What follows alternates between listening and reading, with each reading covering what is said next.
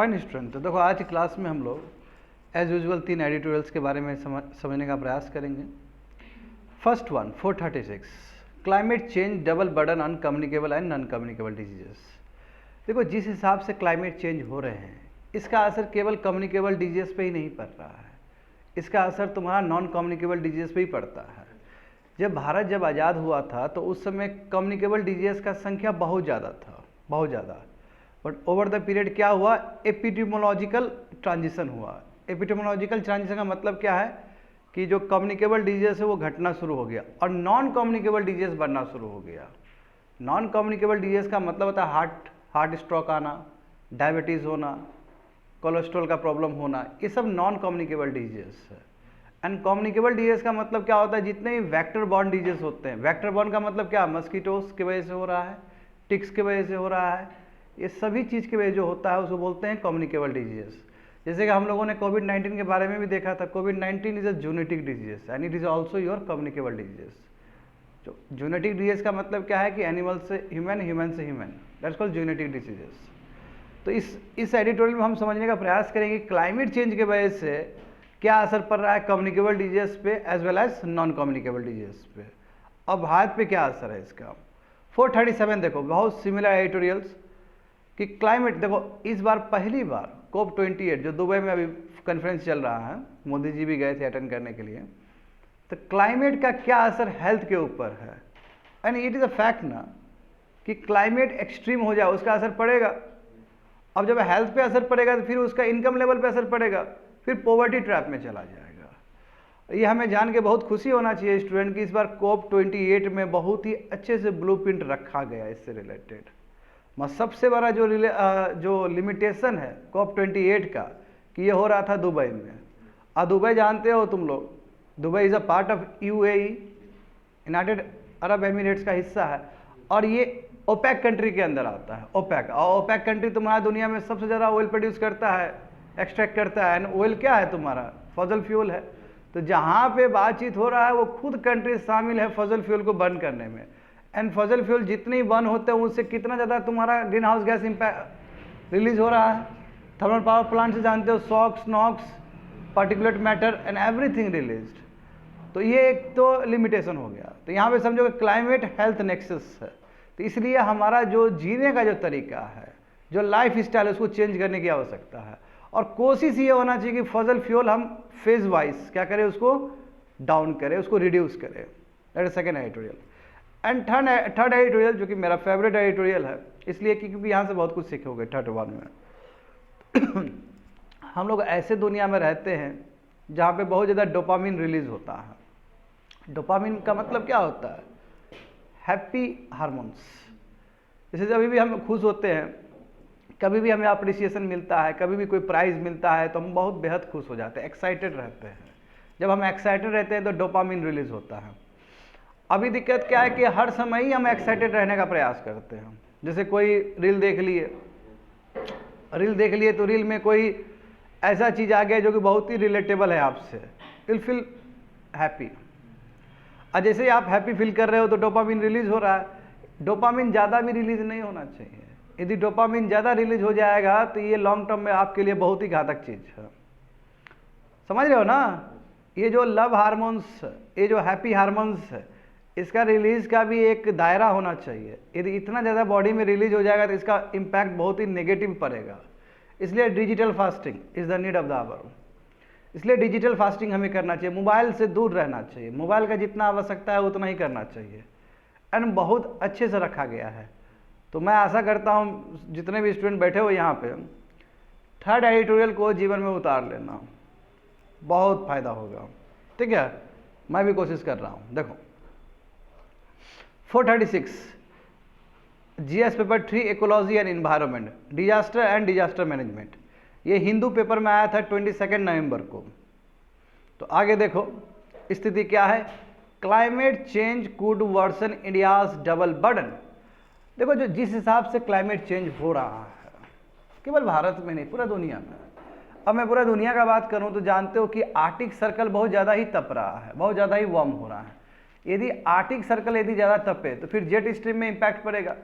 जब jet stream में impact करेगा तो फिर मेडिटेरियन सी में इम्पैक्ट करेगा, फिर मेडिटेरियन सी में इम्पैक्ट करेगा, फिर वेस्टर्न डिस्टर्बेंस में इम्पैक्ट करेगा, और वेस्टर्न डिस्टर्बेंस में इम्पैक्ट करेगा तो फिर तुम्हारा भारत का जो राजस्थान, गुजरात, ये हरियाणा, दिल्ली, कश्मीर, हिमाचल, वहाँ पे भी इम्पैक्ट पड़ेगा तुम्हारा, स्पेशली खरीफ क्रॉप्स में, सॉरी रबी क्रॉप्स में, जो विंटर क्रॉप्स होता है। तो ये तो चलो ठीक है, ये इस एक पर्सपेक्टिव से हो गया। और जहाँ तक सवाल है इंडिया का, तो इंडिया में भी देखो इरेटिक रेनफॉल हो रहे हैं। देखो किसको पता था कि आज बारिश होगा, कितना अपने आप में अब्रप्ट है ये। यदि तुम कहोगे कि नहीं सर ये तो साइक्लोन आया, तो भाई बे ऑफ बंगाल में साइक्लोन आने का भी टाइमिंग ये थोड़ी था कि जो अभी आ गया ये। It is all about your climate change. इतना ज़्यादा अनप्रिडिक्टेबिलिटी हो चुका है कि आप प्रिडिक्ट नहीं कर सकते हो, and climate change becomes a new normal. ये नया नॉर्मल बन चुका है, इसलिए एडॉप्टेशन के साथ हमें चलना होगा। बात समझ गए ना? देखो जितने भी क्लाइमेट चेंज हो रहे हैं इसके वजह से डबल असर पड़ रहा है। एक तो क्लाइमेट चेंज के वजह से लाइवलीहुड खत्म हो रहा है लोग का, एंड जो कम्युनिकेबल और नॉन कम्युनिकेबल डिजीज दोनों पे ही असर पड़ रहा है। जब भारत आज़ाद हुआ तो उस समय बहुत ज़्यादा ही कम्युनिकेबल डिजीज था हमारे कंट्री में। देखो तुम लोग सुने होगे अपने पूर्वज से कि एक एक हैजा हुआ गांव पूरा साफ, नहीं एक हैजा हुआ पूरा गांव का ही आदमी मर गया। That's all about communicable diseases, वो कम्युनिकेबल डिजीजेस। अभी देखो नॉन कम्युनिकेबल डिजीज कितना बढ़ रहा है। लोग का जो खाने का जो पैटर्न है, हैबिट, वो बिगड़ गया है। अब लोग फास्ट फूड खाना चाहते हैं, तो फास्ट फूड खाओगे तो फिर हार्ट से रिलेटेड प्रॉब्लम होगा। लोग नमक ज़्यादा खाना चाहते हैं, लोग ज़्यादा शुगर कंज्यूम कर रहे हैं, तो प्रॉब्लम तो होगा ही होगा। तो इसलिए नॉन कम्युनिकेबल डिजीज का ग्राफ बढ़ते चला जा रहा है, और दोनों में ही असर पड़ता है क्लाइमेट चेंज का। क्लाइमेट चेंज दोनों में ही इम्पैक्ट, कम्युनिकेबल डिजीज में भी इम्पैक्ट करेगा as well as non communicable disease में भी इम्पैक्ट करेगा। भारत का जो ये हेल्थ सिस्टम है, देखो कोविड-19 में तो खुल ही गया था, कितना भारत सक्षम है ना, और उसके बाद जाके तुम्हारा हेल्थ के ऊपर थोड़ा सा एक्सपेंडिचर बढ़ाया है। तो यहाँ पे देखो जिस हिसाब से भारत का हेल्थ सिस्टम है, इसकी वजह से और ज़्यादा वल्नरेबल हो जाता है। यदि क्लाइमेट चेंज के वजह से यदि आपके हेल्थ पे इम्पैक्ट पड़ता है तो वैसा व्यवस्था नहीं है जहाँ पे सब चीज़ का निवारण हो सके। तो इसलिए स्टूडेंट क्या करना चाहिए, हमें अपना हेल्थ लाइफ स्टाइल जो है ना बहुत ही हेल्दी मेंटेन रखना चाहिए। क्लाइमेट चेंज देखो डायरेक्ट हेल्थ को इम्पैक्ट करता है, बहुत ज़्यादा बीमार हो जाते हो, एक्सट्रीम केस में डेथ भी हो सकता है आपका। और देखो क्लाइमेट चेंज की वजह से न्यूट्रिशन पे असर पड़ता है ना। अब जैसे मान लो कि इंडिया में, देखो इंडिया में कुछ साल पहले, 2 साल पहले की बात है, 110 से लेके 115 मिलियन टन प्रोड्यूस हुआ व्हीट। इस बार देखो वेस्टर्न डिस्टर्बेंस की वजह से कम हो गया। और जिस हिसाब से क्लाइमेट चेंज हो रहा है तो फिर जो सबसे न्यूट्रिशियस चीज़ है वो भी कम होते चला जाएगा, तो फिर क्या करोगे। तो यहाँ पे वही बोला गया है कि इसका डायरेक्ट असर न्यूट्रिशन पे पड़ता है, और यदि बॉडी पे इम्पैक्ट पड़ा तो आपका जो डेमोग्राफिक डिविडेंड है, जो काम करने का जो क्षमता है वो घट जाएगा। यदि मान लो कि बहुत ज़्यादा हीट स्ट्रोक हो गया, हीट स्ट्रोक समझते हो ना, गर्मी लग गया बहुत ज़्यादा, तो फिर तुम्हारा जो काम करने का जो एफिशिएंसी वो घट जाएगा। तुम्हारा काम करने का एफिशिएंसी घटा तो नेशन का घट जाएगा। बात समझ गए ना? तो इसलिए वर्किंग आवर्स कम। अच्छा इसी बार ना हुआ था कि वर्कर्स लोग का जो टाइम पीरियड है रिड्यूस कर दिया गया था गर्मी की वजह से। हाँ इसी बार भारत में हुआ, तो हीट वेव्स के वजह से। और इस साल देखो 2023 और 24 फाइनेंशियल ईयर, इसमें कितना ज़्यादा हीट स्ट्रोक का इंसिडेंट हुआ था। ड्राई बल्ब टेम्परेचर और वेट बल्ब टेम्परेचर जान रहे हो ना स्टूडेंट, वेट बल्ब टेम्परेचर कितना खतरनाक चीज़ है।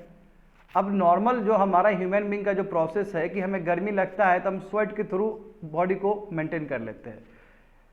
बॉडी कितना टेम्परेचर मेंटेन कर, 37 डिग्री सेल्सियस। यदि बाहर मान लो कि 42 डिग्री सेल्सियस है, 43 डिग्री सेल्सियस है, तो 3-4 डिग्री सेल्सियस ज़्यादा हो गया, तो हम स्वेट के थ्रू क्या करते हैं, बाहर निकाल देते हैं और कोशिश करते हैं मेंटेन करने का। सिमिलरली देखो यदि ठंड हो, बाहर 23 डिग्री सेल्सियस है और तुमको कितना चाहिए 37 डिग्री सेल्सियस, उस समय तुम शिवरिंग करके कांप के नहीं, शिवरिंग करके तुम मेंटेन करते हो। अब ये जो वेट बल्ब टेम्परेचर है उसमें क्या होता है कि ह्यूमिडिटी भी उतना ही ज़्यादा है, रिलेटिव ह्यूमिडिटी भी उतना ही ज़्यादा है, मॉइस्चर भी उतना ही प्रेजेंट है, और गर्मी भी है, तो तुम बॉडी रिलीज भी नहीं कर सकते अपना स्वेट को। तो ऐसा स्थिति खराब, इतना गंदा स्थिति है, इतना वर्सन स्थिति है वो स्टूडेंट कि 6-7 घंटा के अंदर ही मर सकते हो। और एक रिसेंट केस हम लोगों ने देखा था के का, जो सिंगर जो बंगाल में जो कंसर्ट था वहाँ पे गा रहे थे, तो क्या हुआ था उनका। तो देखो डायरेक्ट इम्पैक्ट पड़ रहा है क्लाइमेट चेंज। इस बार देखो मुंबई में क्या हुआ, दिल्ली तो चलो दिल्ली तो शुरू से ही पॉल्यूटेड रहा है, मुंबई में देखो हीट ट्रैप हो गया कि नहीं हो गया, तो अरेबियन, हाँ because of the Indian dipole. तो इम्पैक्ट है, डायरेक्ट इम्पैक्ट है। देखो यहाँ पे क्या लिखा गया है, it effects nutritions, reducing working hours and increases climate induce stress. Climate की वजह से स्ट्रेस होता है, वही हीट स्ट्रोक वगैरह आता है। और देखो क्लाइमेट इमरजेंसी क्या है, तुम्हारा बजवर्ड है अभी के लिए, है ना। एक्सट्रीम हीट, कहीं पे बहुत ज़्यादा गर्म हो गया, समझे, कहीं पे साइक्लोन आ गया। देखो ना साइक्लोन आया कि नहीं आया, हाँ, फ्लड हो रहा है, फ्लड इतना ज़्यादा फ्लड हो रहा है। देखो ना इस बार क्या हुआ इस मानसून में, किसको पता था कि दिल्ली में फ्लड आ जाएगा, हरियाणा में फ्लड आ गया, राजस्थान में फ्लड आ गया। जो मानसून है, मानसून में टेम्पोरल और स्पेशल दोनों ही वेरिएशंस हो रहे हैं। कायदे से अगस्त में बारिश ज़्यादा होना चाहिए, तो पता चला कि अगस्त में नहीं हुआ, तुम्हारा सितंबर में बारिश हो रहा है। तो ओवरऑल देखोगे तो ठीक रेनफॉल है, बिलो नॉर्मल है, वो ठीक ही है, कोई ज़्यादा कम नहीं है। मगर जब वेरिएशंस देखोगे तो बहुत ज़्यादा वेरिएशन है। कर्नाटका में बारिश होना चाहिए, कर्नाटका में बारिश ही नहीं हुआ। तमिलनाडु में बारिश होना चाहिए, तमिलनाडु में बारिश ही नहीं हुआ। तो इस तरह का यदि एरेटिक रेनफॉल रहेगा तो एग्रीकल्चर के लिए ठीक नहीं है। जब एग्रीकल्चर के लिए ठीक नहीं है तो आदमी के लिए कैसे ठीक हो सकता है, जरा बताना। इम्पैक्ट है इसका। देखो एक्सट्रीम हीट, साइक्लोन, फ्लड, ये इंटेंसिटी के साथ और बढ़ते चला जा रहा है, और इसका डायरेक्ट इम्पैक्ट पड़ेगा फूड सिक्योरिटी पे, आपके खाने पे। बात समझे, एग्रीकल्चर पे इसका असर पड़ेगा। जब एग्रीकल्चर पे असर पड़ेगा तो जो फार्मर का जो लाइवलीहुड है उस पर भी असर पड़ेगा, समझ गए ना। ये सभी चीज़ प्रॉब्लम हो सकता है। अब इम्पैक्ट देखते हैं क्लाइमेट चेंज का कम्युनिकेबल डिजीजेस पे। अच्छा, पर्माफ्रॉस्ट थॉइंग, जो आर्टिक सर्कल का देख रहे हो ना, जो पर्माफ्रॉस्ट है तुम्हारा, थॉइंग हो रहा है, मेल्ट हो रहा है। मेल्ट होने की वजह से जो भी इतना साल में, जो भी हजार साल से जो दबा हुआ है तुम्हारा पैथोजन सब, वो सब बाहर निकल रहे हैं। निकल रहे हैं कि नहीं निकल रहे हैं, because of the climate change. Permafrost थॉइंग का मतलब क्या है कि ऊपर जो स्ट्रक्चर है, जो लेयर वाइज स्ट्रक्चर है, अब जानते हैं आइस बहुत पिघल रहा है ऊपर, हिमालयस का भी आइस बहुत पिघल रहा है ना। हिमालयस का आइस ज़्यादा पिघल जाएगा तो फिर जो सिक्किम में जो कांड हुआ था वही हो जाएगा फिर। हाँ, तुम्हारा जो आउटबर्स्ट हुआ था तुम्हारा जो लेक, ग्लेशियर लेक, तो उस तरह का इंसिडेंट तो बहुत नॉर्मल हो गया। तो इसलिए स्टूडेंट देखो कि क्लाइमेट चेंज का असर डायरेक्ट कम्युनिकेबल डिजीज पे है।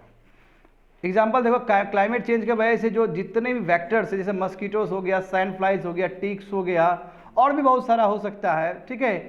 ये क्या होगा, इसका रेशियो बढ़ जाएगा। जब इसका संख्या बढ़ जाएगा, इसको हैबिचुअलिटी मिलना शुरू हो जाएगा, तो उसके बाद जाहिर सी बात है कि पैथोजन सब, नए नए पैथोजन सब स्टार्ट हो जाएंगे। और जितने ज़्यादा पैथोजन उतना ही ज़्यादा बीमारी। आज देखते हो बिहार में या फिर पूरा भारत में डेंगू केस कितना बढ़ा है इस साल, बढ़ा है कि नहीं बढ़ा, बताओ तो। पिछले साल भी डेंगू केस बहुत हुआ। हाँ, 10 साल 20 साल पहले कहाँ इतना सुनते थे डेंगू केस। डेंगू केस यदि बढ़ रहा है तो वेक्टर बॉर्न डिजीज बढ़ रहा है तुम्हारा, वही वेक्टर क्रिएट हो रहा है, टेम्परेचर वैसा है, रेनफॉल उस तरह का है। तो वही यहाँ बताया जा रहा है कि इस तरह का यदि वेक्टर इंट्रोडक्शन हो गया, पैथोजन आ गया, तो बहुत दिक्कत। आप बताओ, हिमालयन स्टेट सब में बाबू मस्कीटो सब आना शुरू हो गया। तो हिमालयन स्टेट में कब मस्कीटो था पहले बताओ थोड़ा। वो तो बहुत ठंडा इलाका है, हिमालय बहुत ठंडा इलाका है, समझे। और यहाँ यदि वहाँ पे मस्कीटो ब्रीड हो रहा है, इसका मतलब क्या है, क्लाइमेट चेंज का डायरेक्ट इम्पैक्ट है। वो गर्म हो गया, वो गर्म हो गया वो जगह। जब वो जगह गर्म हो गया तो मस्कीटो ब्रीड हो रहा है। जब मस्कीटो ब्रीड हो रहा है तो वहाँ पे भी बीमारी फैलाएगा वो, बात समझे। और हीट देखो, हीट के वजह से, गर्मी की वजह से पैथोजन का ना, जो पैथोजन का जो फंक्शंस है, विरुलेंस, उसमें भी चेंजेस आता है। विरुलेंस का मतलब क्या, एडप्ट कर लेगा। अच्छा, एंटीबायोटिक्स खाओगे तो एडप्ट कर लेता है ना, और उसके बाद फिर एंटीबायोटिक खाते रहो, कोई फर्क नहीं पड़ने वाला है बैक्टीरिया को, पैथोजन्स को। तो यहाँ पे देखो कि हीट के वजह से भी जो पैथोजन का विरुलेंस है वो अल्टर हो रहा है, तो सर्वाइबिलिटी रेट बढ़ जाएगा इसका, पैथोजन्स का, ये लंबा समय तक रहेगा। तो देखो उसके बाद इम्पैक्ट पड़ेगा तुम्हारा फूड एबिलिटी पे, वाटर पे, समझे ना। अब वल्नरेबिलिटी तुम्हारा बढ़ते चला जाएगा। नॉर्मली क्या होता है कि जो भी महामारी आता है, एपिडेमिक्स आता है स्टूडेंट, वो फ्लड के बाद आ रहे होते। कहते हैं ना कि फ्लड आ गया तो बहुत तरह का बीमारी आ जाएगा, हैजा वगैरह फैल जाएगा, मलेरिया फैल जाएगा। मैं यहाँ प्रॉब्लम ऐसा नहीं है, यहाँ पे अलग है कि यदि वार्म पीरियड लंबा समय तक के लिए रहे तो warm period is a very conducive environment for mosquitoes to breed, समझ गए ना। तो केवल ऐसा जरूरी नहीं है कि महामारी फ्लड के बाद ही आएगा। अब जो नॉर्मल जो प्रक्रिया है, नॉर्मल जो प्रोसेस है, जिसके वजह से वार्म टेम्परेचर लंबा समय तक मेंटेन रहता है, उसके वजह से भी स्टूडेंट बहुत सारे वाटर और फूड बॉर्न पैथोजेंस क्या कर रहे हैं, बढ़ रहे हैं तेजी से। जब ये पैथोजेंस बढ़ रहे हैं तो जाहिर सी बात है इससे रिलेटेड डिजीज भी बढ़ेगा। तो ये हो गया तुम्हारा कम्युनिकेबल डिजीज। अब बात करते हैं non communicable disease. Non communicable disease पर क्या असर पड़ेगा। नॉन कम्युनिकेबल डिजीज समझ रहे हो ना, जो वेक्टर बॉर्न नहीं है, जो आपके इससे नहीं होता, बैक्टीरिया पैथोजन से नहीं होता है। जैसे एग्जांपल देखो यहाँ पे heat stroke, physical dehydration, body dehydrate कर गया, वाटर खत्म हो गया आपके शरीर से, समझ गए ना। इसके वजह से आपका किडनी भी इंजरी हो सकता है, किडनी तक इम्पैक्ट पड़ सकता है। पल्मोनरी डिजीज, सब लंग से रिलेटेड डिजीज हो सकता है। अच्छा, एयर पोल्यूशन की वजह से पल्मोनरी डिजीज होता है कि नहीं होता है, PM 2.5 और PM10 से। तो इतना ज़्यादा प्रॉब्लम है, बात समझे ना। तो यहाँ पे देखो जितना हीट स्ट्रोक और हॉस्पिटलाइजेशन रेट देखो हर एक एवरी 10 यानी कि 8% से लगातार ग्रोथ कर रहा है। तो कहने का मतलब क्या कि थोड़ा सा भी टेम्परेचर चेंज हुआ, चलो ये तो ह्यूमन बींग का बात है। अच्छा, तुम लोग ओशन का नहीं जानते हो क्या, 1 डिग्री सेल्सियस भी ओशन टेम्परेचर बढ़ता है तो कितने मरीन स्पीसीज साफ हो जाएगा। तो आज कोरल रीफ का हम लोग जानते हैं ना, कोरल रीफ पे क्या इम्पैक्ट पड़ा था because of the climate change. तो डिप्रेशन, एक तो डिप्रेशन हो जाएगा तुम्हारा हीट स्ट्रेस की वजह से, ठीक है। फिर देखो स्ट्रेस डिसऑर्डर हो जाएगा। तो ये बहुत ही खतरनाक सिचुएशन है। तो communicable disease as well as non communicable disease दोनों पर ही बहुत बड़ा इम्पैक्ट पड़ता है क्लाइमेट चेंज का। आगे देखो स्टूडेंट, अर्बन हीट जानते हो, अर्बन आइलैंड हीट कॉन्सेप्ट जानते हो ना। ये जैसे देखो इस शहर में ना लोग सब AC चलाते हैं नहीं, और शहर में जो ग्रीनरी अवेलेबल होना चाहिए वो ख़त्म हो रहा है आस्ते आस्ते। यार सबको जितना भी एरिया है तुम्हारा फॉरेस्ट एरिया सबको काट के सेटलमेंट हो रहा है। तो जब सेटलमेंट कर रहे हो उसके बाद फिर AC भी यूज़ कर रहे हो। अब बताओ रईस आदमी AC यूज़ किया और वो AC से तुम्हारा एग्जॉस्ट एयर जाएगा ना, वो तो गर्म होता है फिर, तो वो ट्रैप हो जाएगा। वो ऐसा ट्रैप होगा कि आपका जो रात का जो टेम्परेचर होगा, यानी कि जो अर्बन एरिया का जो रात का टेम्परेचर होगा वो ज़्यादा होगा as compare to rural area, surrounding rural area. तो इसका इम्पैक्ट किसको पड़ेगा, गरीब आदमी को पड़ेगा डायरेक्ट इम्पैक्ट इसका।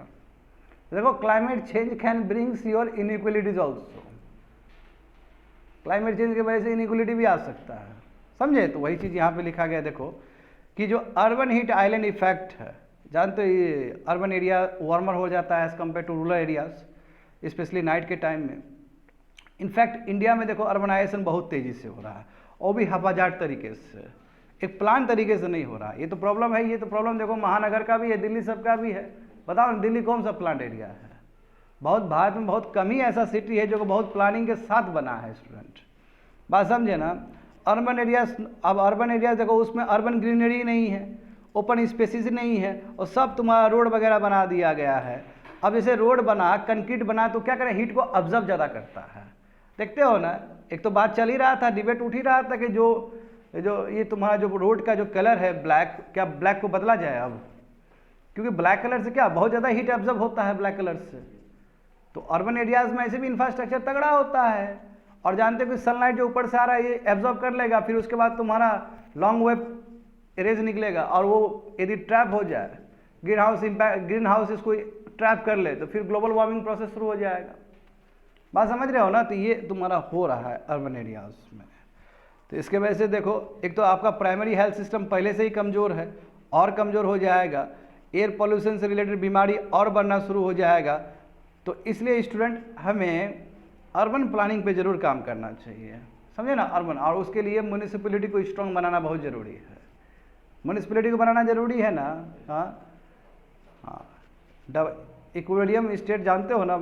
अब देखो कैसे म्यूनिसिपैलिटी स्ट्रॉन्ग बनेगा, टैक्स अच्छा देना पड़ेगा आपको अच्छा टैक्स देना पड़ेगा म्यूनिसिपैलिटी को। आप अच्छा टैक्स दोगे तो वो भी आपको अच्छा सर्विस देगा। भारत में ठीक उल्टा है, भारत में क्या है कि आप बहुत कम टैक्स देते हो या आप टैक्स अवॉइड करते हो, वो भी आपको सर्विस नहीं देता है। Just you take the case of this city, कितना पोर है, बहुत है ना। अब तो वो आवाज़ भी सुनने को नहीं मिलता है, शायद लेट उठते हैं इसलिए। कचरा वाला आया घर से कचरा निकाल, क्या है वही गाना है ना, गाड़ी वाला आया घर से कचरा निकाल। तो कचरा निकाल तो फिर कचरा कैसे पड़ा हुआ है यहाँ पर, सोचने वाली बात है ना। हाँ, यदि मान लो कि हम टैक्स टाइम पे देते हैं यहाँ का जितने भी, क्योंकि अर्बन एरियाज है, you have to give tax. यदि आप टैक्स ठीक से देते तो आपको पानी भी ठीक से मिलता, आपको सैनिटेशन का भी फैसिलिटी मिलता टाइम पे। तो ये लूप में फंस गया। और उसका देखो प्लानिंग, तो प्रॉपर प्लानिंग करने के लिए म्यूनिसिपैलिटी को स्ट्रॉन्ग होना ज़रूरी है। और जिस हिसाब से डिफॉरेस्टेशन हो रहा है, देखो उस तरफ का भी एरिया, बहुत सारा एरिया था ना हमारा, बहुत सारा अर्बन ग्रीनरी वाला एरियाज था उस तरफ, वो भी तो साफ़ ही हो रहा है, कट ही रहा है वहाँ पर। और वो जितना कटेगा बाबू, ये उतना ही ज़्यादा तुम्हारा वार्म हो जाएगा, समझ गए ना। क्या नीड ऑफ द आवर है, देखो क्या ज़रूरी है। तो हमें रिकॉग्नाइज कर लेना चाहिए कि यस क्लाइमेट चेंज है और इसका इम्पैक्ट पड़ रहा है, वी शुड रिकॉग्नाइज इट। समझ गए ना। रिसर्चर को अच्छे से काम करना चाहिए, पॉलिसी के साथ नेशनल स्टेट लोकल गवर्नमेंट सबको एक साथ आकर काम करना चाहिए। बात समझे ना। इसमें 3 चीज़ हमें करने की ज़रूरत है। एक तो तुम्हारा प्रॉब्लम को आइडेंटिफाई करना कि प्रॉब्लम है क्या, फिर पॉलिसी पे उसको उतारना एंड डिसीजन मेकिंग करना। ये यदि साथ साथ कर हम लोग करते हैं तब जाके ये जो इम्पैक्ट पड़ रहा है क्लाइमेट चेंज का communicable disease and non communicable disease पे, उस पर काफ़ी हद तक काम हो सकता है। होप से समझ में आ गया होगा पहला वाला एडिटोरियल। तो पहला वाला एडिटोरियल का एसेंसी ये है कि क्लाइमेट चेंज की वजह से क्या इम्पैक्ट पड़ रहा है तुम्हारा डिजीज पे। आगे देखो, वेरी वेरी इंपॉर्टेंट टॉपिक, उसी से आगे एक्सटेंशन है ये। देखो 437 GS paper 3 ecology and environment, same है यूपीएससी का syllabus, disaster and disaster management, Hindu paper में आया था 28 नवंबर को। देखो यहाँ पे climate health nexus is brought to the centre stage for the first time. देखो पहली बार COP28 में इतना मुखर होकर बात हुआ है कि हेल्थ, क्लाइमेट की वजह से हेल्थ पे इम्पैक्ट पड़ रहा है। बात समझे। दिसंबर 3 for the first time in 28 years. UNFCCC जानते हो ना कब आया था, 92 में आया था ना, बिल्कुल 92 में आया था, इसलिए 28 बोल रहा है। UNFCCC जो तुम्हारा फ्रेमवर्क बना वो तुम्हारा 1992 के रियो समिट में बना था, ब्राज़ील में बना था। और हालांकि ये COP27 में भी बात हो चुका था इससे रिलेटेड, हेल्थ से रिलेटेड, बट जो सेंट्रल स्टेज में जो आया ये इस बार आया है, अभी COP28 में आया था, UAE में जो हुआ है। इसमें देखो ये बात कहा गया कि जो ग्रीन हाउस एमिशन जो हो रहा है because of the many things, जैसे एक्सट्रीम वेदर इवेंट्स हो रहे हैं, एयर पोल्यूशन हो रहे हैं, food insecurity, water scarcity, population displacement, ये सब प्रॉब्लम है स्टूडेंट। बात समझे, ये सभी प्रॉब्लम्स है। तो देखो unabated green house gas emission are triggering extreme weather events, समझे ना। ग्रीन हाउस गैस की वजह से अब देखो अभी भी थर्मल पावर प्लांट में तो कोयला ही जलाया जाता है, फजल फ्यूल ही जलाया जाता है। और फजल फ्यूल जलाने की वजह से क्या क्या इम्पैक्ट पड़ रहा है। एक तो एयर पोल्यूशन तुम्हारा खराब है, देखो डबल इम्पैक्ट पड़ रहा है। बात समझो यहाँ पे, एक तो इंडस्ट्री देखो कोयला चला रहा है, कोयला को यूज़ कर रहा है as a raw material, correct. तो इसके वजह से जो भी रिलीज हो रहा है वो पोल्यूटेंट है। तो पोल्यूटेंट का डायरेक्ट इम्पैक्ट ह्यूमन हेल्थ पे है ना। PM 2.5 बढ़ जाएगा, नॉक्स बढ़ जाएगा, सॉक्स बढ़ जाएगा, ह्यूमन बीइंग पर असर है। At the same time climate change में भी इसका इम्पैक्ट है। बात समझो, दोनों तरफ इम्पैक्ट है इसका। तो ये डबल वैमी है ये। एक तो एयर पोल्यूशन भी खराब है, एयर पोल्यूशन से डायरेक्ट पल्मोनरी डिजीज होगा आपका। At the same time climate change पे भी इसका इम्पैक्ट है। क्लाइमेट चेंज में इम्पैक्ट करेगा, फिर दूसरे तरीके से इम्पैक्ट करेगा आपको। देखो वही बताया गया, सब चीज़ को आइडेंटिफाई किया गया। और उसके बाद देखो जिस तरह वेक्टर बॉर्न डिजीज बढ़ रहा है, चाहे अफ्रीका हो, चाहे एशिया हो, चाहे साउथ एंड सेंट्रल अफ्रीका हो, चाहे छोटे छोटे आइलैंड कंट्री हो, सभी लोग झेल रहे हैं इस चीज़ को। और देखो बहुत सारे आइलैंड कंट्री तो जानते हो कि अब मैप से गायब हो जाएगा ये सब, इतना ज़्यादा क्लाइमेट चेंज है। तो देखो COP28 डिक्लेरेशन, इसी को बोलते हैं UAE डिक्लेरेशन भी बोलते हैं हम लोग। ये 123 कंट्रीज़ ने इसको इंडोर्स किया, बोला कि हाँ सही बात है। बात समझे, बड़ी बात है कि 123 कंट्री दुनिया का सब साथ में आके इंडोर्स कर रहे हैं, इसको स्वीकार कर रहे हैं। इसका मतलब मैटर बहुत ही ग्रेव है। बात समझो। वेक्टर बॉर्न डिजीज में इंक्रीज, ये बात सही है, फर्स्ट एडिटोरियल में पढ़े थे हम लोग कि क्लाइमेट चेंज का जो पैटर्न है और जिस हिसाब से टेम्परेचर राइज हो रहा है, तो इसकी वजह से तुम्हारा वेक्टर बॉर्न डिजीज होना बहुत ही स्वाभाविक है। डेंगू केस, मलेरिया केस बढ़ना शुरू हो जाएगा। और इसका असर जो है ना अमीर आदमी पे ज़्यादा नहीं पड़ेगा बच्चे लोग, गरीब आदमी पे ज़्यादा पड़ेगा। अमीर क्या, हमारे पास ढेर सारा पैसा, वो इलाज करवा लेगा अपना। और गरीब आदमी के पास बहुत कम पैसा है, उसका लाइवलीहुड पर डायरेक्ट इम्पैक्ट पड़ेगा। जो मार्जिनल पीपल है, जो बहुत छोटे तबके का आते हैं, वल्नरेबल सेक्शन ऑफ पीपल है, उसको ज़्यादा इम्पैक्ट पड़ेगा। देखो जिस हिसाब से डेंगू केस तुम्हारा लगभग 2 डिकेड्स में बढ़ा है, ठीक है, एज पर द रिसर्च, तो हम इसलिए समझ सकते हैं कि क्लाइमेट चेंज की वजह से तुम्हारा ये वेक्टर बॉर्न डिजीज भी बहुत तेज़ी से बढ़ रहा है। देखो अब तो देखो बच्चे लोग, ये हालत होने वाला है कि क्लाइमेट की वजह से पॉवर्टी आएगा। क्लाइमेट रिलेटेड पॉवर्टी इंसिडेंट्स में इंक्रीज इन द फ्यूचर, ठीक है। देखो कैसे, क्लाइमेट के वजह से आदमी का हेल्थ खराब होगा, हेल्थ खराब होगा तो जो गरीब आदमी है और गरीब हो जाएगा। तो आखिर क्लाइमेट की वजह से ही तो गरीब हो रहा है ना। इसलिए 40% climate related poverty would due to the direct health impact, ये हेल्थ के वजह से इम्पैक्ट पड़ने वाला है। पीपल का इनकम घट जाएगा, पीपल का जो काम करने का जो क्षमता है, प्रोडक्टिविटी, वो घट जाएगा। और हेल्थ कॉस्ट वो बढ़ना शुरू हो जाएगा। अब तुम्हारा इनकम मान लो कि 100 रुपया है, हाँ, तो हेल्थ पे ही तुम्हारा खर्च हो रहा है 80 रुपया 90 रुपया, तो बचेगा क्या तुम्हारा? तुम पॉवर्टी ट्रैप में फंसते चले जाओगे। तो climate can bring inequality in the society, देखो यहाँ पे बहुत सारे प्रयास हुए हैं, ऐसा नहीं कि प्रयास नहीं हुआ है। सेवरल एफर्ट्स टुवर्ड्स क्लाइमेट, और देखो ये तो पता चल गया कि क्लाइमेट का इम्पैक्ट हेल्थ के साथ है, बात समझे। यूएनएफसीसी ने इस चीज़ को रिकॉग्नाइज किया, अच्छी बात है। देखो पिछले साल वही मैं बोल रहा था, COP27 में WHO हेल्थ पैविलियन हुआ था, उसमें भी ये बात था कि क्लाइमेट की वजह से हेल्थ पे इम्पैक्ट पड़ रहा है, ये भी बात हुआ था वहाँ पे।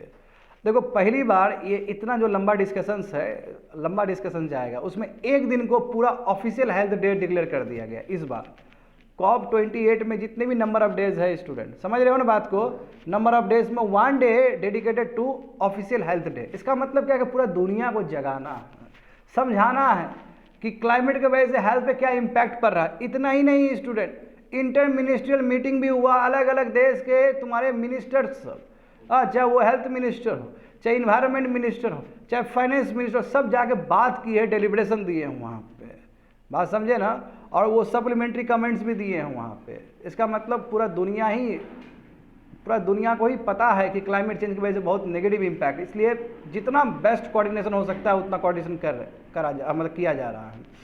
What are the important aspect of the COP28 UAE declaration on climate change. देखो क्या क्या चीज़ निकल के आया है। अच्छा तुमको पता है ना कि क्लाइमेट चेंज की वजह से एयर पोल्यूशन होता है, और अभी जस्ट कुछ दिन पहले रिसर्च आया था कि पोल्यूशन PM 2.5 बढ़ने से एंटी माइक्रोबियल रेजिस्टेंस बढ़ रहा है, अभी रिसर्च में है ये। PM 2.5 पोल्यूटेंट्स, ये पोल्यूटेंट्स बढ़ने से एंटी माइक्रोबियल रेजिस्टेंस बढ़ता है। क्या होता है एंटी माइक्रोबियल रेजिस्टेंस? तुम एंटीबायोटिक्स खाते रहो फिर भी शरीर में काम नहीं देने वाला है, और रीजन क्या है? पर्टिकुलर मैटर 2.5 बढ़ गया, रीजन समझ रहे हो ना। कैसे बढ़ता है PM 2.5? क्या सोर्स है PM 2.5 का? हाँ कंस्ट्रक्शन हो गया, हाँ बायोमास फजल फ्यूल बर्निंग से।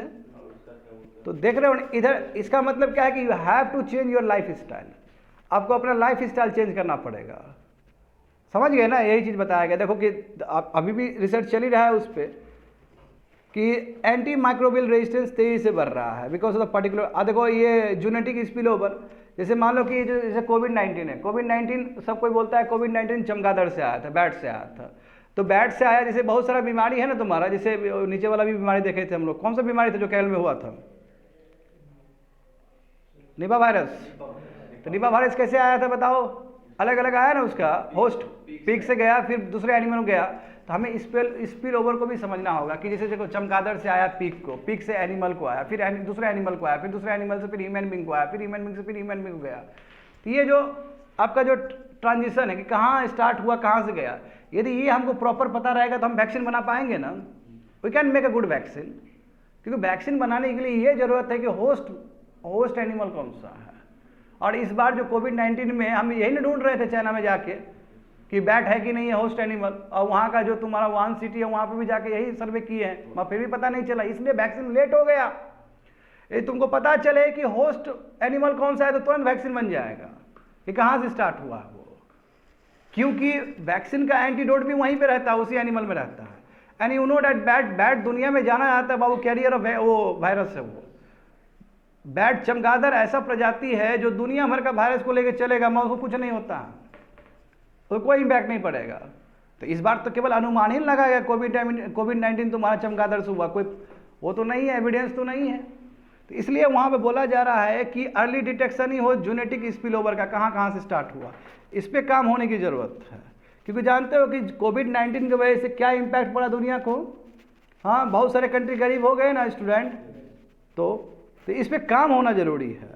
देखो यहाँ पे मिटिगेटिंग एमिशन होना चाहिए, और यहाँ पे देखो अभी तक जितना भी इंडिया भी बोल रहा था पेरिस एग्रीमेंट में हम कितना कर देंगे, 33 to 35% कम कर देंगे एज कम्पेयर टू 2005 लेवल, याद है सभी चीज़।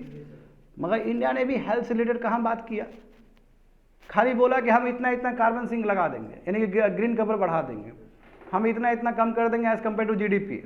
इस बार तो हम ग्लासगो समिट में ये बोल चुके हैं कि 40 to 45% हम कम करने वाले हैं, क्योंकि हमने ऑलरेडी 2019 में अचीव कर लिया वो चीज़।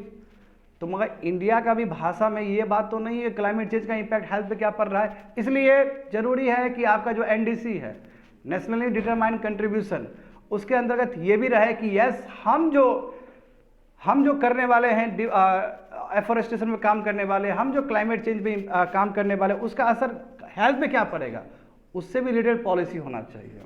ये बहुत बड़ा बड़ा कंट्री आते हैं, वेस्टर्न कंट्री, यूरोप, वो भी ठीक से ब्लूप्रिंट लेके नहीं आया है। मगर देखो खुशी वाली बात ये है कि ये COP28 में एक बहुत बड़ा संदेश जा रहा है दुनिया को कि क्लाइमेट से रिलेटेड हेल्थ पे क्या इम्पैक्ट पड़ रहा है, उससे रिलेटेड प्रोग्राम और पॉलिसी अपने अपने कंट्री में लाइए। समझ गए ना। अब देखो वही क्लाइमेट फाइनेंसिंग फॉर हेल्थ, अब क्या हेल्थ को लेके किस तरह पैसा इन्वेस्टमेंट होना चाहिए, कैसे डेवलप कंट्री से आना चाहिए। आखिर जो भी पॉल्यूशन का जो मार हम झेल रहे हैं आज, किसके रीजन से? डेवलप कंट्री की वजह से। डेवलप कंट्री ना इतना ज़्यादा थर्मल पावर प्लांट को यूज़ करता, ना ही इतना ज़्यादा तुम्हारा पॉल्यूशन होता है अभी। तो इसलिए स्टूडेंट, बट देखो सबसे बड़ा लिमिटेशन क्या है COP28 का, ये वहाँ पे ध्यान से देखो जो तुम्हारा ब्लैक कलर में लिखा गया, very very important. It does not mention pollution related harm, pollution से क्या हार्म होता है वो नहीं लिखा गया, और ना ही ये बोला गया कि फजल फ्यूल ही मेन कारण है जिसकी वजह से इतना कुछ हो रहा है।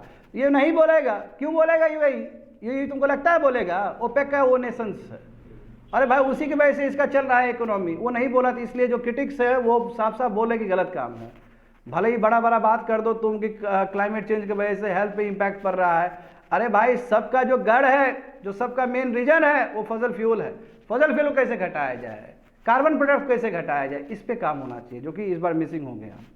तो यहाँ पे देखो फाइनेंस प्लेज देखो, चाहे वो ग्रीन क्लाइमेट फंड हो, चाहे एशियन डेवलपमेंट बैंक हो, ग्लोबल फंड हो, और रॉकफेलर फाउंडेशन हो। रॉकफेलर फाउंडेशन जानते हो ना तुम लोग, मिलिंडा गेट्स का ही है ये, ठीक है। मिलिंडा गेट्स जानते हो ना, ये बिल गेट्स की जो वाइफ चलाती है, ठीक है। सब ने मिलकर बोला है कि $1 बिलियन का फाइनेंस देगा, किसके लिए? हेल्थ और क्लाइमेट के लिए। वेरी गुड, मैं इसको बहुत अच्छा इनिशिएटिव मानता हूँ।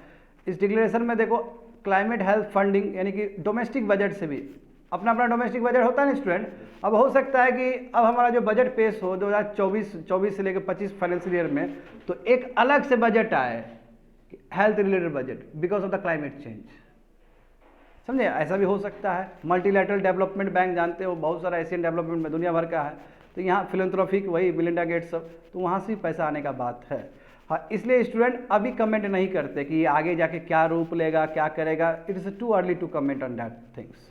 तो जितने भी G20 कंट्रीज़ हैं, या फिर तुम्हारा जितने भी इंडस्ट्रियलाइज नेशंस है, जैसे US सब हो गया, एक्चुअल में तो यही रिस्पॉन्सिबल है तुम्हारा ग्रीन हाउस गैस एमिशंस का। ये लोग कब से ये लोग का इंडस्ट्रियलाइजेशन है, बताओ।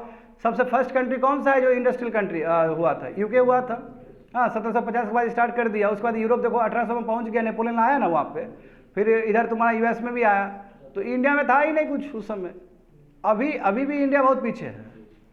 अभी इंडिया डेवलपिंग कंट्री, अरे भाई उसको जीने दो, अभी तो वो और आगे बढ़ेगा। उसका पॉपुलेशन को अभी रेफ्रिजरेटर खरीदना है, उसको AC चलाना है। अभी तुम रोकोगे तो दिक्कत हो जाएगा फिर। ये लोग जो 33 करोड़ का आबादी है USA वाला लोग, एक आदमी 50 को AC रख रहा है, तो कितना ज़्यादा नुकसान कर रहा है ये बताओ। 33 करोड़ का आबादी है, हम 140 करोड़ का आबादी है, 100 करोड़ का आबादी ज़्यादा हमारा बड़ा है, फिर भी हम कम यूज़ करते हैं कार्बन को। तो हमें टोकने की ज़रूरत नहीं है, काम आपको करना चाहिए। अच्छा, कल के क्लास में हम लोग एडिटोरियल्स में क्या देखे थे कि US ने कितना कम पैसा दिया? ओनली 17 मिलियन डॉलर दिया था। तो जबकि इस बार 2023 में ये 2022 या 23 में ये जताया जा रहा था ना कि $1 ट्रिलियन का नुकसान हुआ है। तो US बहुत बेकार है वो। देखो यहाँ पे G20 कंट्रीज हो गया, चाहे वो इंडस्ट्रियल नेशंस हो, सब इसके वजह से ही तुम्हारा ग्रीन हाउस गैस एमिशन ज़्यादा हुआ है। और देखो ये लोग भी, बच्चे लोग, हेल्थ वाला चीज़ नहीं लाया, क्लाइमेट एक्शन के साथ नहीं जोड़ा है। उससे बढ़िया तो छोटा छोटा कंट्री ठीक है, बुरुंडी और कोंगो ठीक है, ये ज़्यादा बेटर है। वो हेल्थ को जोड़ रहा है अपने NDC में, नेशनल डिटरमाइंड कंट्रीब्यूशन में। इंडिया को भी सीखने वाली बात है, यहाँ से इंडिया को भी सीखना चाहिए। समझ गए ना। यहाँ पे देखो तो इंडिया का देखो स्टैंड क्या होना चाहिए। जैसे इंडिया में स्थिति क्या है, पर्टिकुलर एयर पोल्यूशन की वजह से देखो कितना ग्रेटेस्ट थ्रेट है हमारे ह्यूमन हेल्थ के लिए, है ना। हीट रिलेटेड की वजह से, मतलब हीट स्ट्रेस की वजह से बहुत सारे लोग मर रहे हैं। यानी कि कहा जा रहा है कि 2030 तक एनुअली लोग 10 लाख मरेंगे because of the climate change. 10 lakh लोग मरेंगे, समझते हो तुम लोग? 1.5 लाख एक्सीडेंट होता है हमारे भारत में, और यहाँ पे एयर पोल्यूशन की वजह से 10 लाख लोग मरेगा एनुअली। तो इस पे सरकार को करना चाहिए। अब बताओ इंडिया को कितना कम मिला है? 2 आउट ऑफ 15 पॉइंट्स, समझ रहे हो ना। 15 पॉइंट में केवल 2 पॉइंट मिला है। इसका मतलब क्या हुआ कि इंडिया जो है ना, ये जो क्लीन एयर वाला जो कॉन्सेप्ट है वो उस पर कोई काम नहीं कर रहा है। बड़ा बड़ा बात कर दिए, नेशनल एयर पोल्यूशन इंडेक्स लेके आए, है ना, बड़ा 2017 में लाए थे ना, कुछ नहीं हुआ। सुप्रीम कोर्ट ने बोला ना कि थोड़ा और बढ़ाना पड़ेगा आपको, इतना कम है। एफर्ट नहीं दिख रहा है जो एफर्ट हमें चाहिए। हाँ, हम केवल बोलते हैं कि कार्बन सिंक बनाना है हमको। हाँ, हम क्या करेंगे, इमिशन इंटेंसिटी घटा देंगे, हम क्या करेंगे, तुम्हारा जस्ट ट्रांजिशन करेंगे, नॉन रिन्यूएबल से रिन्यूएबल की तरफ आएंगे। What about the health? Policy में हेल्थ क्यों नहीं है, सवाल ये है स्टूडेंट। तो यहाँ से भी इंडिया को सीखना चाहिए। That's it. आगे बढ़ जाओ। थर्ड वन 438 देखो, GS paper 3 very very important topic. GS paper 3 science and technology, science and technology development and their application and effects in everyday life achievements of Indians in science and technology, Indianisation of technology and developing new technology. ये Hindu paper में आया था 24 नवंबर को। मज़ा आ जाएगा, देखो समझो, ये बहुत ही रिलेटेबल चीज़ है तुम लोग के लिए।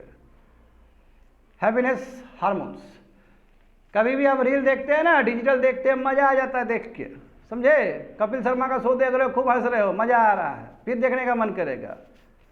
क्यों? कि उस समय डोपामिन रिलीज हो रहा है आपका, विल फील ब्लेस्ड, बहुत अच्छा लगेगा आपको। ये सब क्या है? Happiness hormones. तो डोपामिन हो, चाहे सेरोटोनिन हो, चाहे ऑक्सीटॉक्सिन हो, चाहे एंडोफोरिन्स हो, इस सब को हम लोग क्या बोलते हैं? हैप्पीनेस हार्मोन्स कहते हैं, समझे। डोपामिन का बहुत इंपॉर्टेंट रोल है। डोपामिन 3M, यानी कि डोपामिन का काम है 3M को बढ़ाना। Movement, memory and motivation. जो आप खुश होते हो ना, किसी भी सुन के, किसी का भी आवाज़ सुन के, या जो हैप्पीनेस जो आपको मिलता है because of the release of dopamine, dopamine के वजह से होता है ये, समझे। एग्जाम्पल देखो, night before party at which you will be honour with ना, यानी कि देखो तुमको कल अवार्ड मिलने वाला है और तुम आज सो रहे हो बढ़िया से, तुमको कितना अच्छा लगेगा, कल जाएंगे हमको अवार्ड मिलेगा, सब क्लैप करेगा, डोपामिन रिलीज हो रहा है, मज़ा आ रहा है। बात समझे ना? हाँ, फैंटास्टिक एग्जाम रिजल्ट हुआ, 66 आया 100 में, समझे ना, 98 आया 100 में, डोपामिन रिलीज हो गया, जाओ खुश रहोगे, happy, you will feel blessed. ये हो गया आपका ये वाला। सेरोटोनिन का काम क्या है? देखो सेरोटोनिन का बहुत इंपॉर्टेंट काम है, मूड, स्लीप, डाइजेशन, नौसिया, ये मतलब ठीक ठीक टाइम पे आप सो सको। सेरोटोनिन जब तक रिलीज नहीं हुआ तब तक नींद नहीं लगेगा वो, ठीक है, ये डिस्टर्ब हो जाता है।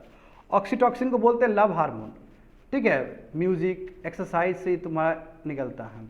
जब लव हार्मोन, किसी के प्रति प्रेम होता है ना, जैसे मदर प्रति हो गया, फादर प्रति हो गया, जो भी है, प्रेम का संबंध बहुत बड़ा हो सकता है स्टूडेंट। किसी को भी देख हम इमोशनल हो जाते हैं ना, कोई भी अपना घर का आदमी, सब उस समय ऑक्सीटॉक्सिन रिलीज होता है। हाँ, ऑक्सीटॉक्सिन का और भी यूज़ है, जैसे प्रेग्नेंट लेडी में यदि बर्थ जल्दी करवाना हो, किसी का बच्चा नहीं हो रहा है जल्दी, ऑपरेशन होता है ना, ऑपरेशन के टाइम में ऑक्सीटॉक्सिन को दिया जाता है, यूज़ किया जाता है ताकि बर्थ जल्दी हो सके बच्चे का। एंडोफिन्स देखो, एंडोफिन जब हम लोग पेन में रहते, दुख होता है, दर्द होता है, तो उस समय रिलीज होता है ये चीज़। सब देख रहे हो ना, वेरी वेरी इंपॉर्टेंट हार्मोन्स है, सबका अपना अपना काम है स्टूडेंट। आगे देखो, now we are living in a dopamine amplified world. हम लोग ऐसा दुनिया में रह रहे हैं कि जहाँ डोपामिन एम्पलीफाइड हो गया और हर समय एम्पलीफाइड कर रहे हैं। हम लोग हर समय खुश रहना चाह रहे हैं, समझे। एक रील देख रहे हो, एक डिजिटल तुम देख रहे हो, कुछ भी स्क्रीन, तुमको मज़ा आ रहा है, तुमको लग रहा है देखते चले जाए, और एक्सेस यदि डोपामिन रिलीज कर दोगे तो हेल्थ के लिए ठीक नहीं है। देखो यहाँ पे क्या बोला गया है, अभी हमारा पूरा जो लाइफ साइकिल है पूरा डोपामिन से घिरा हुआ है। देखो ऑनलाइन शॉपिंग करना है आपको, हाँ, तो देखो उससे भी ऑनलाइन शॉपिंग करना है, जाके देखो कि अच्छा ये भी खरीदेंगे, मिंत्रा में आया, ये भी खरीदेंगे, ये भी खरीदेंगे, वो भी खरीदेंगे, बहुत डोपामिन रिलीज होगा और ये बिहेवियर आपका रिपीटेटिव हो जाएगा, बार बार आपको देखने का मन करेगा। बाबू ये मत बोलना कि डिजिटल मीडिया तुम चला रहे हो, डिजिटल मीडिया तुमको चला रहा है, तुम ठीक से देख नहीं पा रहे हो। बात समझे। एक मिंत्रा का आएगा, इधर बैठा हुआ है अलग से अक्षय कुमार लेके कुछ प्रोडक्ट को लेके, अक्षय कुमार के देखेगा अमिताभ बच्चन लेके बैठा हुआ है, तो आप भिड़ते चले, आपका रिपीटेटिव बिहेवियर होते चला जाता है। देखो हम तो जानते हैं कि जनरेशन टू जनरेशन सब लोग एडिक्टेड हुए अल्कोहल को लेके, ड्रग्स को लेके। अभी जो एडिक्शन हो रहा है तुम्हारा, बहुत खतरनाक एडिक्शन है ये, तुम्हारा डिजिटल एडिक्शन है। अल्कोहल और ड्रग्स के लिए क्या है, रिहाब सेंटर हो जाएगा आपका, दवा वगैरह खाओ। और देखो ये देखो, यदि कोई अल्कोहल से ग्रसित है, कोई ड्रग्स से ग्रसित, उसको पता है, जैसे मान लो कि बहुत कोई नशा कर रहा है, उसको पता है कि वो नशा कर रहा है, वो एक्सेप्ट कर रहा है। कोई ड्रग्स ले रहा है, इंजेक्शन ले रहा है, उसको पता है कि हम गलत कर रहे हैं, वो भले ही छोड़े नहीं छोड़े दूसरा विषय है, मगर तुम डिजिटल कंज्यूम कर रहे हो, मगर तुम इस चीज़ को स्वीकार नहीं करोगे। तुमको लगेगा नॉर्मल चीज़ तो है, नॉर्मल चीज़ नहीं है, वो हावी हो चुका है, और इसके लिए कोई रिहाब सेंटर भी नहीं है। बुरा बात ये है, बात समझे, प्रॉब्लम ये है। आगे देखो, phone addiction is leading to micro expectancy. अब मोबाइल फोन चलाने का आदत है बाबू, कुछ कुछ डालने का आदत है, पोस्ट डालेंगे इंस्टाग्राम में, घूमे थे दोस्त के साथ ना, वो भी तो डालना है, फोटो वोटो डालना है। अब एक फोटो डाल दिया, 2 सेकंड बाद चेक कर रहा है कितना लाइक आया उसमें, है ना, क्या कमेंट कुछ आया, नहीं मैं बोल रहा हूँ सबका हैबिट ऐसा ही है। तो दैट्स कॉल्ड माइक्रो एक्सपेक्टेंसी, छोटे छोटे एक्सपेक्ट रखना, समझ गए ना। देखो यहाँ पे लिखा गया ना, फोन एडिक्शन बहुत रियल हो गया, कांस्टेंट मैसेजिंग हो रहा है, एंडलेस स्क्रॉलिंग कर रहे हो आप बैठ के, और माइक्रो एक्सपेक्टेंसी बढ़े जा रहा है। जितना माइक्रो एक्सपेक्टेंसी बढ़ेगा कि कोई कमेंट आए, कोई हमको अप्रिशिएट करे, तो उतना ही आपका डोपामिन ज़्यादा रिलीज होगा। हाई ऑफ डोपामिन मीन्स कि body wants the feeling again and again. जितना ज़्यादा डोपामिन होगा, आप सेम तरह का चाहते हो कि सेम प्लेजर मिले आपको बार बार, तो प्लेजर ज़्यादा करवाने के चक्कर में डोपामिन ज़्यादा रिलीज हो रहा है, और डोपामिन ज़्यादा रिलीज हो तो आपका जो लाइफ साइकिल है वो खराब हो जाएगा। फिर बात समझे। यहाँ पे देखो, अभी हम ऐसे दुनिया में रहते हैं, एक टाइम दुनिया था स्कार्सिटी का दुनिया था, कुछ नहीं था, और अभी जो दुनिया है वर्ल्ड ऑफ प्लेंटी है, क्या नहीं है। अभी देखो गैम्बलिंग है, फूड है ना, सभी चीज़ फेसबुक है ना, बहुत सारा चीज़, यूट्यूब है, ट्विटर है, दुनिया भर का चीज़ है। तो इससे क्या होता है, बार बार स्टिमुलस मिलता है, बार बार आप खुश होते हो। इंस्टाग्राम हुआ, लॉग आउट किया तो यूट्यूब पे चला गया, यूट्यूब लॉग आउट किया तो फेसबुक पे चला गया, बस साइकिल चल रहा है, हर जगह से डोपामिन रिलीज कर रहे हो, तो नंबर बहुत ज़्यादा है। अब देखो ना, कोविड के टाइम में क्या हुआ, कोविड-19 के टाइम में ऐप सब कितना है, हमको लगता है कोविड के टाइम में ही ज़्यादा ऐप डिजाइन हुआ है ना। बात करना है, घर में रख दिया, सब बात करेगा अननोन आदमी से। लेट अस रिकलेक्ट द, देखो मस्लो हायरार्की, देखो बहुत पहले 1943 में इन्होंने क्या बहुत अच्छा बोला था। देखो ये ट्रायंगल है, समझे, ट्रायंगल का नीचे वाला बेस में देखो, साइकोलॉजिकल नीड्स आदमी क्या क्या चाहिए, रोटी कपड़ा मकान जानते हो ना, air water food shelter clothing and reproduction, ये तुम्हारा फर्स्ट सर्वाइवल के लिए है, फर्स्ट के लिए। फिर ट्रायंगल का बेस से थोड़ा ऊपर जाओगे तो सिक्योरिटी चाहिए आपको, हेल्थ और प्रॉपर्टी के लिए, आपका बॉडी ठीक रहे, बीमार ना पड़ो, आपका जो प्रॉपर्टी वो ठीक रहे, वो सेकंड है। बेस में क्या है स्टूडेंट, रोटी कपड़ा मकान, air water food shelter health sleep health clothing and reproduction, ये पहला आपका बेस है। उसके बाद क्या आया, safety to your health and property. उसके बाद क्या आया, लव एंड बिलोंगिंग, यानी कि लव, फैमिली मेंबर्स होना।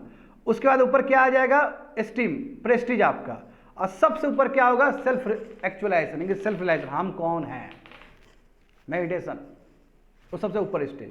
तो ये देखो बहुत पहले ही मस्लो ने दिया था, ये 1943 में, यार इसी तरह चलता है दुनिया में। जो डोपामिन डिजाइन, अब देखो डोपामिन डिजाइन तो हमारे घर के हिसाब से भी होता है। घर में देखो ना, कहते हैं ना कि यहाँ पे बेड लगा दो इससे, अच्छा सोफा लगा दो इससे, अच्छा ये लगा दो, रूम देख के बहुत खुश हो रहे हो, क्या बात है, मज़ा आ गया आज देख के, फिर उसको थोड़ा उधर घुमा दो, फिर ऐसे कर दो, तो उस तरह भी डोपामिन रिलीज होता है। जो आपको पसंद है वो चीज़ को आप बार बार देख रहे हो और आपको प्लेजर दे रहा है, तो डोपामिन रिलीज होता है। देखो वही बताया गया है कि व्हाइट वॉल्स है उसको रिप्लेस कर दिए बोल्ड स्ट्रिप्स से, डॉट्स से, लिबी पैटर्न से, समझे ना, तो उस समय भी आपका डोपामिन सब बहुत ज़्यादा रिलीज होता है। देखो ना मेटा, ये जो फेसबुक है, अब फेसबुक ने क्या किया अक्टूबर 2023 को, और जो ऐसा टेक्नोलॉजी उसमें सेट कर दिया कि और अट्रैक्टिव तुम्हारा इंस्टाग्राम दिखे, फेसबुक दिखे, इसलिए तुम्हारा यूनाइटेड स्टेट्स का बहुत सारा जो स्टेट्स है, जानते हो यूनाइटेड स्टेट्स 50 स्टेट से बना हुआ है, बहुत सारे स्टेट ने स्यू कर दिया उसको, कोर्ट में घसीट दिया कि देखो ये हमारा भाई लोगों को, बच्चे लोगों को बिगाड़ रहा है ये। हाँ, इंस्टाग्राम देखते हो ना, क्या रोज ही यूट्यूब पे नया नया फीचर जुड़ता है, रोज ही फेसबुक में नया नया फीचर जुड़ता है, रोज ही तुम्हारा व्हाट्सएप में नया नया तुम्हारा अपडेट होता है, ताकि आपको और मजा आए उससे। बात समझे ना। Digital fasting is one of the treatment option, तो डिजिटल फास्टिंग करना पड़ेगा आपको। अभी जिस हिसाब से हम लोग पूरा खोए हुए हैं मोबाइल गेम सब में, ठीक है ना, क्योंकि देखो इसमें फीडबैक इमीडिएट है, तुम अभी बाहर निकलो। देखो स्टूडेंट, मैं तुमको सिंपल बताता हूँ हम लोग का साइकोलॉजी कैसे काम करता है। जैसे अभी सूट बूट में हम लोग आ गए, वो अच्छा अच्छा कपड़ा पहन लिया, बाहर जाओगे तो कोई कमेंट वमेंट करने वाला नहीं है। मैं वही सूट बूट वाला कपड़ा तुम भेजो इंस्टा में, बोला कि लुकिंग गुड, हालांकि वो तुमको नहीं जानता है, मैं तुमको बहुत अच्छा लगेगा, क्या बात है, इसी को तो ढूंढ रहे थे हम। अब बाहर जाओगे तो नहीं, आदमी को चाहिए अप्रिसिएशन, और भी जल्दी अप्रिसिएशन चाहिए, घुस जाएगा उसके अंदर। अब देखो यूट्यूब पर कितना यूट्यूबर लोग सुसाइड कर लिए, किए ना सुसाइड, इसलिए सुसाइड किए कि डिसलाइक बहुत ज़्यादा आ गया उसके वीडियो पे, समझा, डिसलाइक। अरे भाई इतना तुम मत जाओ ना, मर जाएगा ऐसे में, क्योंकि उसको चाहिए इंस्टेंट रिएक्शन चाहिए, वो भी अप्रिशिएट चाहिए, अप्रिसिएशन चाहिए उसको, दिक्कत हो जाएगा वो। देखो वही बोल रहा है यहाँ पे कि फीडबैक चाहिए आपको, इमीडिएट चाहिए। हाँ, रियल लाइफ में तो कोई कमेंट करने वाला है नहीं, सब घर आएगा ही, कोई लाइक करने वाला तो है नहीं, तो पच नहीं पाता उसको। और देखो आदमी का हैबिट कितना चेंज हुआ है। अच्छा तुम लोग क्या है, हम लोग जो इंडियंस हैं, क्या कभी हम लोग आइसोलेशन का बात किया? अभी देखो नन्ना मुन्ना बच्चा लोग बोलता है प्राइवेसी चाहिए सर हमको। प्राइवेसी का स्पेलिंग आता है ठीक से तुमको? प्राइवेसी चाहिए? हाँ, प्राइवेसी चाहिए बच्चा बुजुर्ग को, 12 साल 13 साल का बच्चा लोग को प्राइवेसी चाहिए अभी।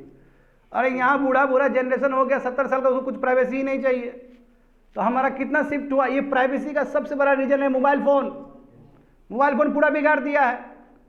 क्यों? अरे भाई प्राइवेसी में मोबाइल फोन देखेंगे ना, स्क्रॉल करेंगे हम बैठ के, देखते हैं आस्ते आस्ते कैसे हावी पड़ा है। पहले जब मोबाइल फोन नहीं चलाता था तो लोग से बात करने में बहुत अच्छा लगता था तुम लोग को, बात समझो। अब मोबाइल फोन जब से आ गया है, क्या बात करना, घर में भी बात नहीं करोगे, मोबाइल फोन देख रहे हो, खा रहे हो बैठ के। कितना चेंज हुआ। क्यों? बात करने में डोपामिन वो रिलीज नहीं होता था जो स्क्रॉलिंग करने में होता है। पूरा चेंज हुआ ना, इसलिए डिजिटल फास्टिंग करना चाहिए, अपने से बात करना चाहिए, अपने लोग से। देखो वही बताया गया है, with family relation suffering, real life technology is also. जो आपका जो रियल जो है वार्तालाप करने का तरीका जो होना चाहिए वो सब मिसिंग हो रहा है, कम हो रहा है। बार बार तुम स्क्रीन को देखे जा रहे हो, है ना, और ये सोच के कि हमको रिवार्ड मिलेगा, कुछ कमेंट मिलेगा, अच्छा बोलेगा, सब चीज़ ठीक नहीं है। इसलिए स्टूडेंट हेल्दी लाइफ स्टाइल होना चाहिए, प्रॉपर रेस्ट लो, प्रॉपर एक्सरसाइज करो, बैलेंस करने का प्रयास होना चाहिए। और डिजिटल फास्टिंग इज निर्दावन। 12 घंटा 13 घंटा मोबाइल छोड़ दो, दो और ऐसे बैठो, ठीक है, नींद नहीं आएगा कोई दिक्कत नहीं है, आस्ते आस्ते प्रैक्टिस हो जाएगा, क्योंकि हम सिस्टम बिगाड़ लिए ना।